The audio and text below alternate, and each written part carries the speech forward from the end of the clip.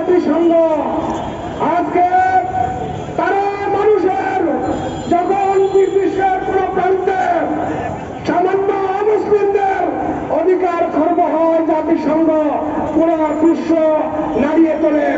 আজকে আমরা দেখছি বিশ্বের কোটি কোটি মানুষ নির্মমভাবে মুসলমান আজকে তারা হত্যার শিকার হচ্ছে। ফিলিস্তিনের মানবাধিকার তারা ফিরে দিতে পারে নাই, বিশ্বের বিভিন্ন দেশে তারা মানবাধিকার প্রতিষ্ঠা করতে পারে নাই। যে জাতিসংঘ তাদের দেশে মানবাধিকার প্রতিষ্ঠা করতে পারে না, এই জাতিসংঘের মাধ্যমে আমাদের দেশের মানবাধিকার প্রতিষ্ঠার কোনো প্রয়োজন নাই। কাজেই বাংলাদেশে জাতিসংঘের মানবাধিকার অফিস এদেশের মানুষ কোনোভাবেই মেনে নিবে না। আমরা বলবো উপদেশের সরকারকে আপনার অনুমতি দিয়েছেন, তাদের অনুমতি বাতিল করুন। এদেশে মানবাধিকার অফিস হবে না, হবে না, হবে না।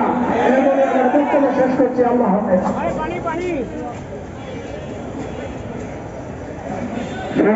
বন্ধুগণ, দুঃখ মিছিল পূর্ব সমাবেশে এখন বক্তব্য রাখবেন